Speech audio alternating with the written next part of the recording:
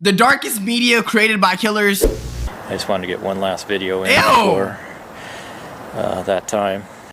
That felt like it wasn't even real. I mean, it went by so fast. That's my baby. I'm gonna need some context, bro.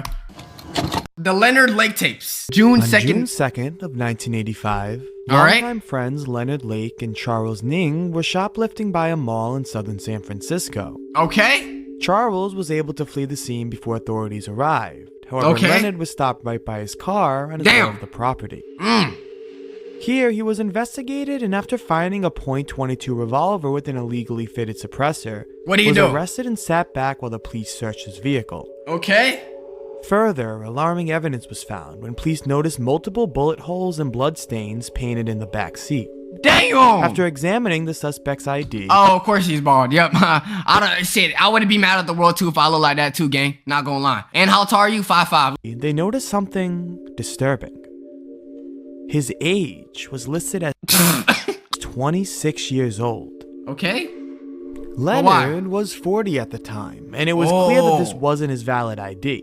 Okay. In fact, it wasn't his ID at all. Damn. It said one that belonged to a missing man named Robin Stapley. Why would you even hand over another person's ID thinking that people would think it's you? Did you see the way your hair looked like? You is bald as shit, boy.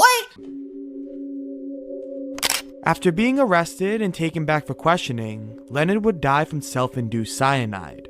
By his body was a note revealing his real name and confessions to over 20 murders. Oh, damn. 20? After Bro, I the- feel like back then it had to be easy to get away with murders. Because really, think about it. There was no technology. There was no phones. There was no street cameras. The amount of old people that probably have killed people and we don't know is crazy. a search was performed on a ranch Leonard owned. Okay. Here, police would find dozens of corpses, pounds of bone fragments, Okay. an arsenal of weapons, and Damn. most notably, What? a collection of videotapes. You These filmed it? are the Leonard Lake tapes. Blood thinking you're a Good YouTuber. evening. What? It's a Sunday on October 22nd, 23rd, something like that. Very close to my 38th birthday. And I'm starting this tape without script or without any real organization of what I want to say. What is you gonna say though? But I do feel a need to explain. Explain what? The fact that you murdered that much? We'll be as nice as we can to you within the limits of keeping you prisoner. This man, is he filming the girl he kidnapped? If you don't go along with this, we'll probably take you into the bed, tie you down, rape you, shoot you, and bury you. Alright, P. Diddy, what is the point of recording your victims though? What do you gain from this? Are you looking at this tape and you get like bricked or something? Like, why are you recording this threat? This is Kathleen Allen, one of Leonard and Charles' victims, Damn. appearing in a typical interview-style movie that Leonard would make most of his victims endure. Yo, he On the giving them surface, interviews? This might seem like an ordinary interview. Okay. No one is screaming or crying. It doesn't appear as if anyone is there against their will. However, as you listen closer, you What? begin to piece together how disturbing these tapes get.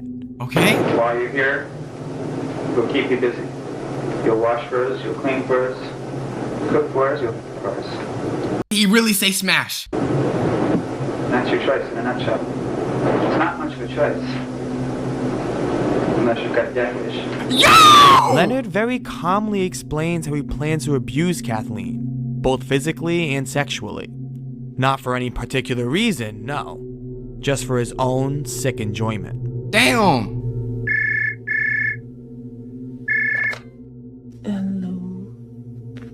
Kathleen found her way here after receiving a phone call that her missing boyfriend was shot. Thinking erratically, she immediately left to visit her boyfriend, thinking the call came from the police. If only she took a few more minutes to question the authenticity of the report, she might have found out that this call came from Leonard himself, So you didn't think of calling your boyfriend first? and Kathleen's boyfriend was already dead. Oh, he already died. Okay, so Tricks like these were typical ways that Leonard abducted victims. The tapes that Leonard made were lengthy, most of which I refuse to watch, and are too Okay. disturbing to include in this video. However, one of the most noteworthy interviews included a very unnerving conversation Is that a between boy? Leonard and a mother worried about her newborn Oh. child.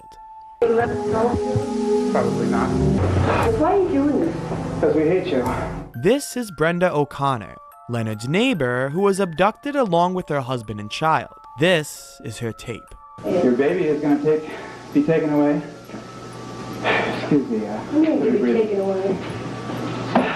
There's a family down in Fresno that doesn't have a baby. You're not taking my baby. Son and the baby's dead, right? I mean, they got one now. That's my baby. Although Leonard was Bro, you gotta be a sick ass man, bro. It's one thing you kidnapped a lady, but what her baby gotta do with it, bro? Cause I know some mothers that will probably sacrifice themselves so that the child can be good. But y'all, what do you gain for? And of course his ass look like this, bro. now dead, the police continued to Good. search for Charles until one day, almost What? a year later, his whereabouts were reported in Canada. He was found shoplifting once again, and Canadian officers were Again? So you know the cops was looking for you, and you thought of the bright idea to make another crime? contacted to report the running fugitive. From here, there was a lengthy battle in an attempt to get Charles returned to California to stand trial.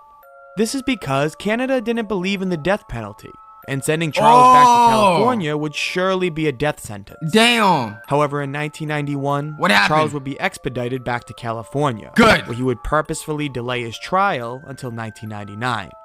Only then would he finally take the stand and face the consequences of his actions. Damn. We, the jury, in the above entitled case, Death penalty. find the defendant, Charles Cheetat Ng, guilty Good. of the murder of Harvey Dubbs, Good. as charged in count 3.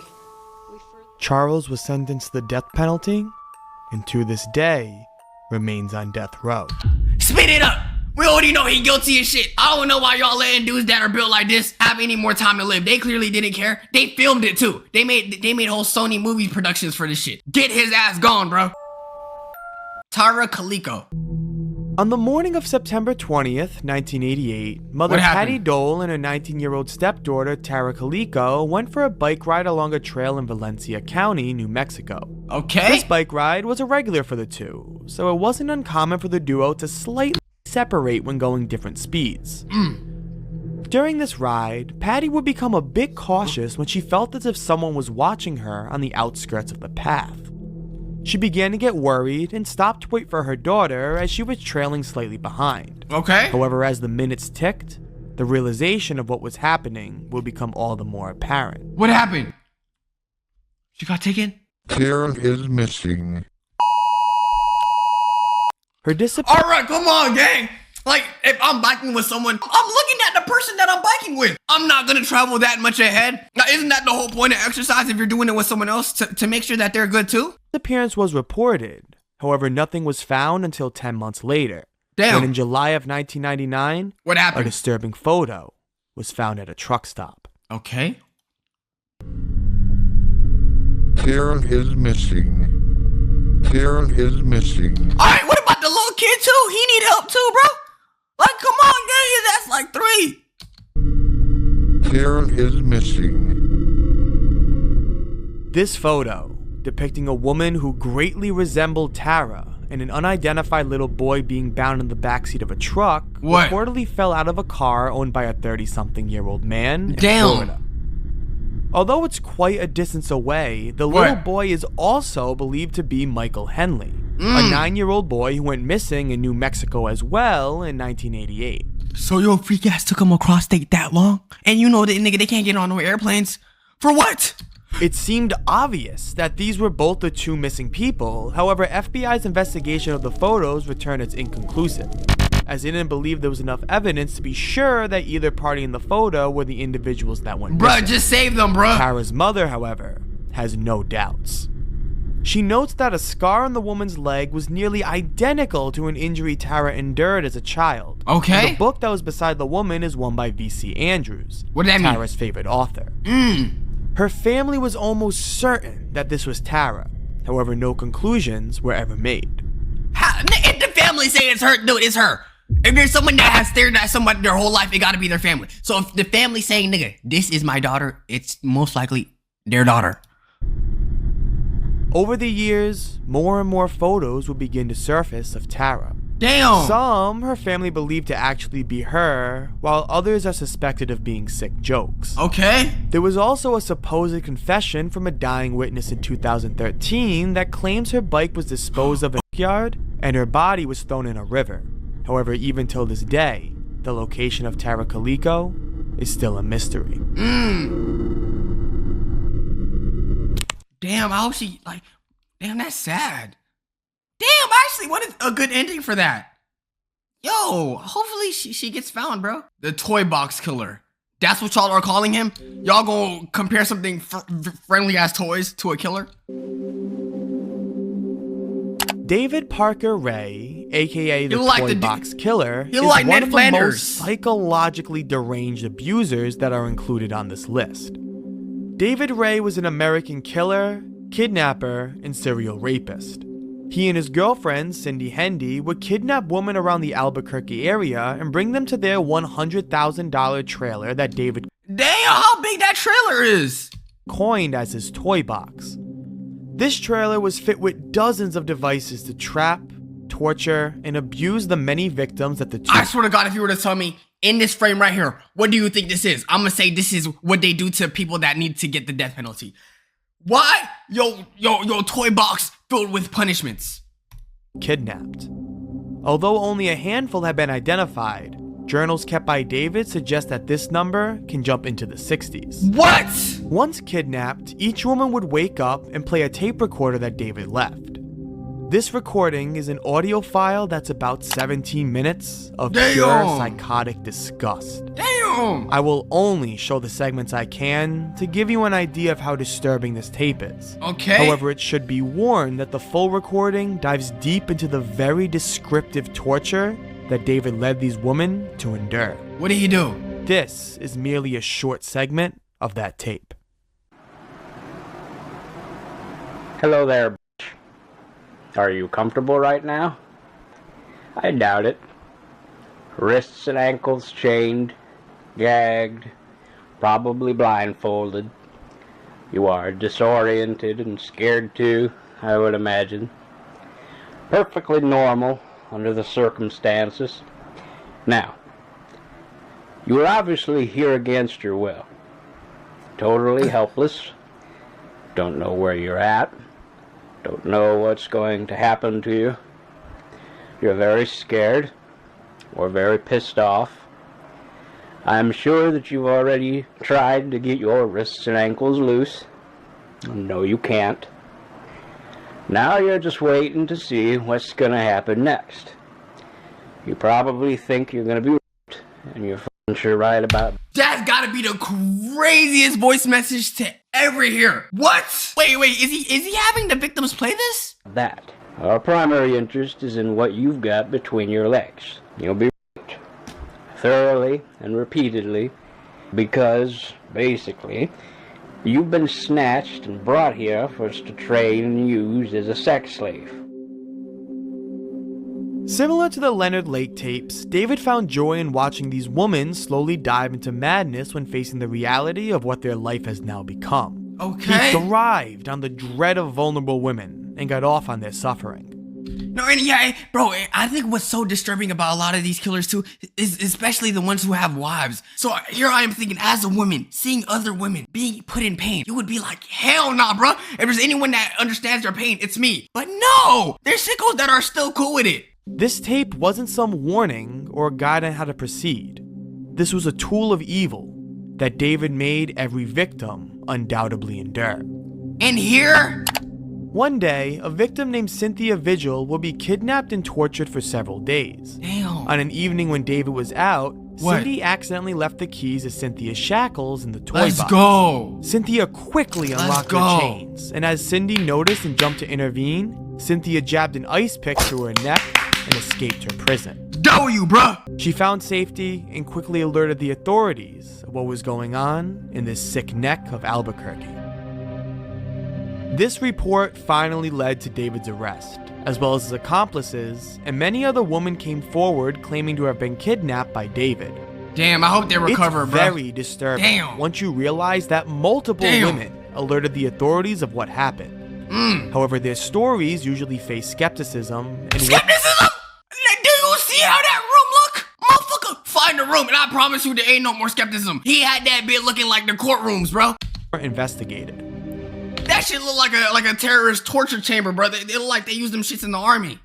It makes you wonder if some officers in the Albuquerque area Knew were in about on it? David's plan to capitalize on the opportunity to capture and torture young women. Damn. Corrupt. David was sentenced to over 200 years in prison, And he's smiling? Why the f he look like one of them Pokemon trainer niggas that be working in them shops? however died in 2002 from a heart attack. Good. Good. Should have been much sooner though.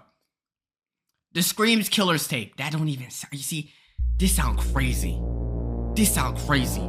Tori Adamczyk and Brian Draper met each other when they were both 16 at Pocatello High School. Okay. Brian, spending much of his childhood in Ohio, What? only moved here as a teenager and would bond with Tori over their love for film, especially the horror cult classic, Scream. This Okay. love for horror movies stretched much deeper than an appreciation for film. They were inspired by the Scream franchise. Oddly enough, movies were merely the catalyst for the two to meet. Where they Okay. truly bonded was their love of violence and each's equal desire to commit a murder. That's what your that's your classification for making a friend. Let me talk to someone, introduce myself, and the nigga asked me, "Do you like killing people?" I'm reporting him. You're getting reported. I don't even know how this came to be. A murder of somebody in their very own high school. Damn. Hey, look, it's Cassie. Hey, look, Hello, Cassie. I'm getting you on tape, okay? Say hi, please. Was Cassie the one that ended? This is Cassie Stoddard, a friend of the twos and their desired victim. She was the first name on a death list that the two created, and they would videotape themselves talking about how they planned to execute the murder. Story, September 22nd, 2006. We're skipping our 4th hour. We're writing our plan right now for tonight. It's gonna be cool.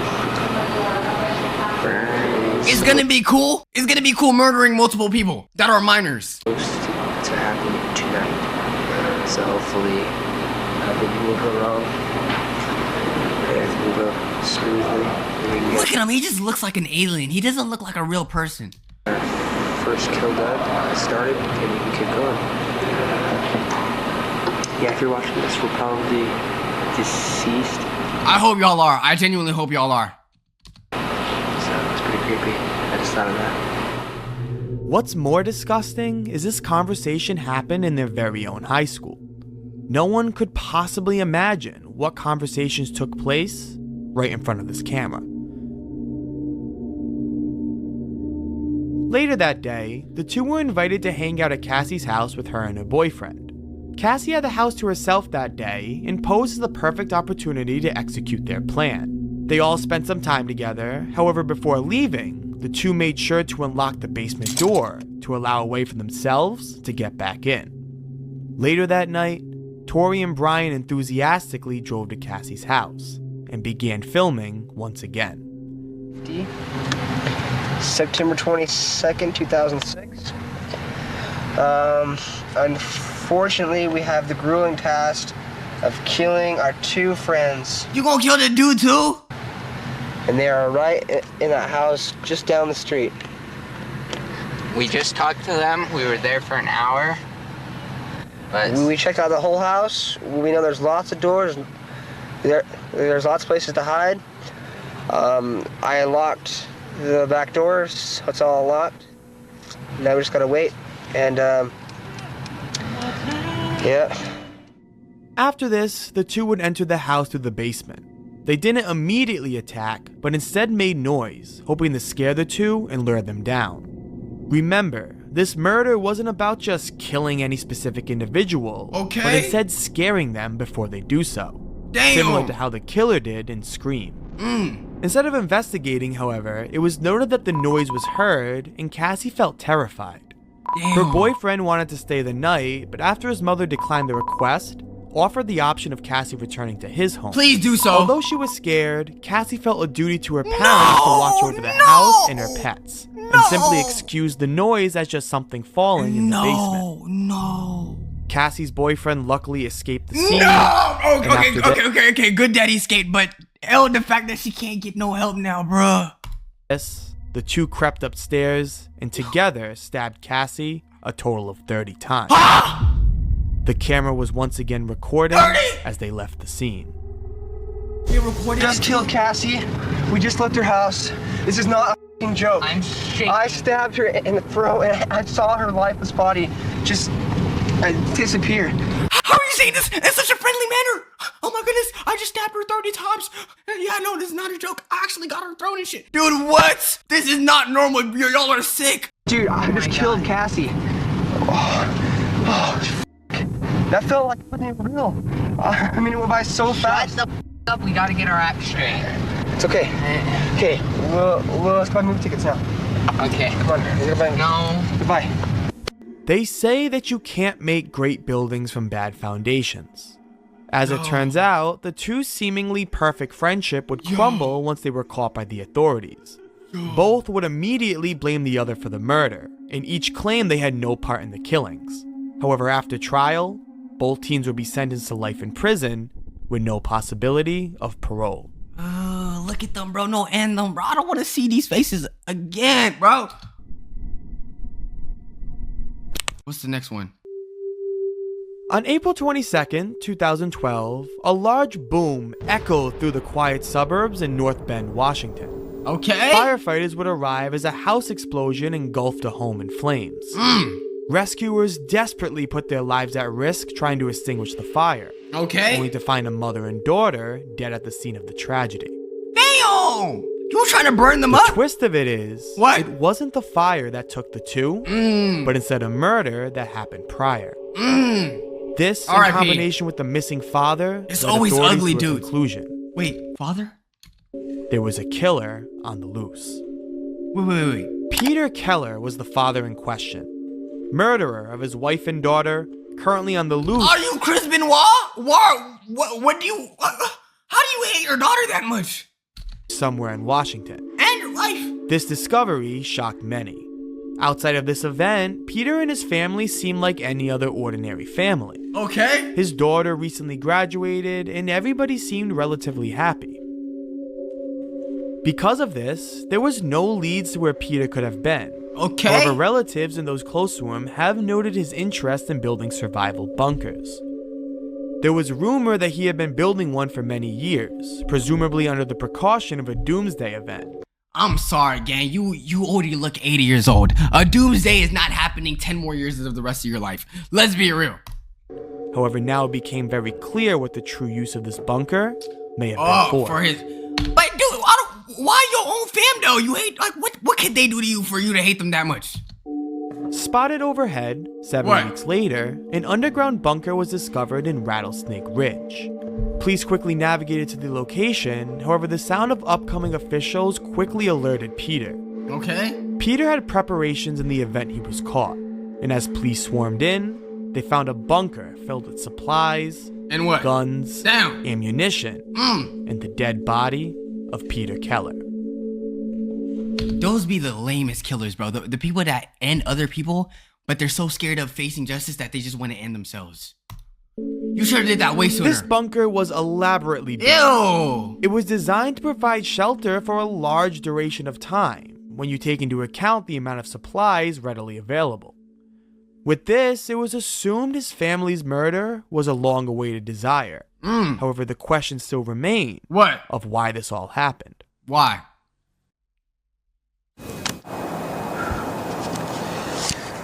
Well, it's about 2 weeks before the end. This is going to be my last video. Okay. Probably before, till after that. That's terrible. What is? You? That lineup? Well, you got a double 2 chin weeks too. Before I finally drop out of society and you should have done it right now. Start this project.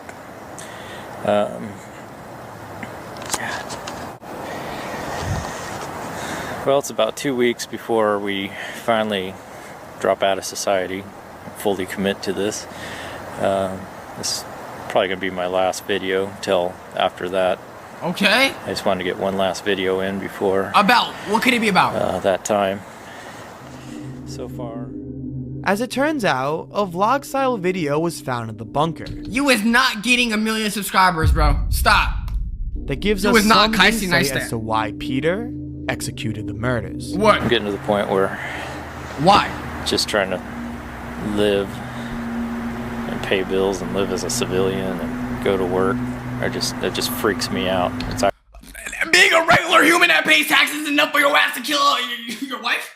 Nigga, why'd you gotta be selfish? Why couldn't you just take your own stuff out? Huh? Nigga, you just mad cause you broke? It's actually more comfortable for me to think about living out here, robbing banks, pharmacies, just taking what I want for as long as I can. At least it'll be exciting.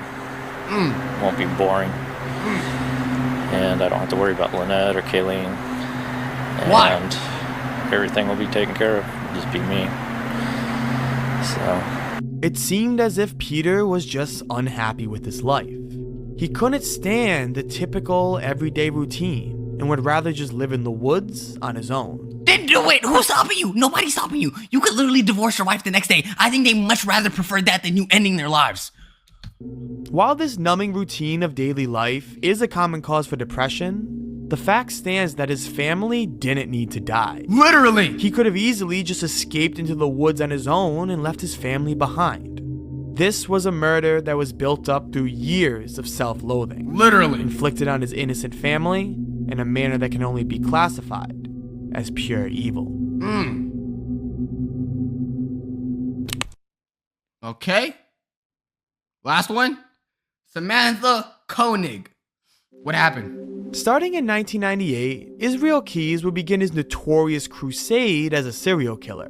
Crusade? He traveled all throughout the country, murdering many innocent civilians, and doing so Are you trying to complete some bucket list? You want a body from every state? in very intricate, thought-out ways. Okay. He had a system to select his targets at random, changing his method of murder with each attempt, and would bury makeshift murder kits that he wouldn't touch until years later, leaving kits? no obvious trace of recently bought weapons.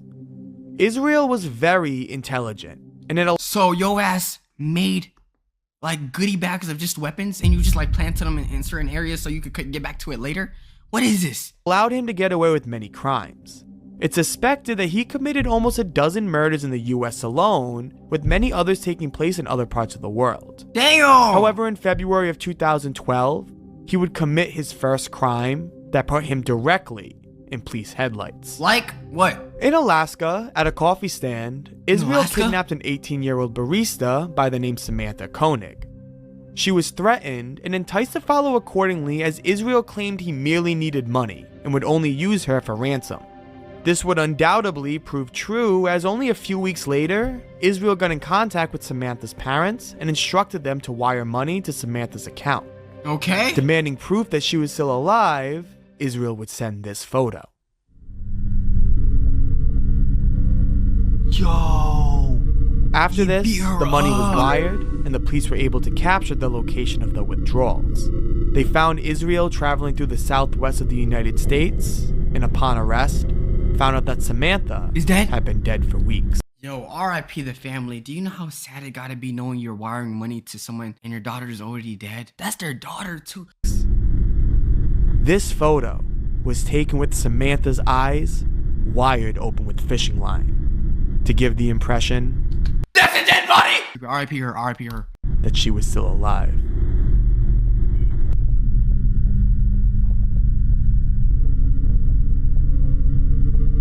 This photo was a police recreation. Oh, so it's not the real body. Okay, that's way better because I was like, nigga, that's kind of disrespectful in a way. Anyways, YouTube, that is the darkest media created by Killer. Let me know which media you thought was the darkest. Join us on Discord, catch us on Twitter, make sure you guys subscribe, all that good stuff, man. Rockstar for life. Love y'all.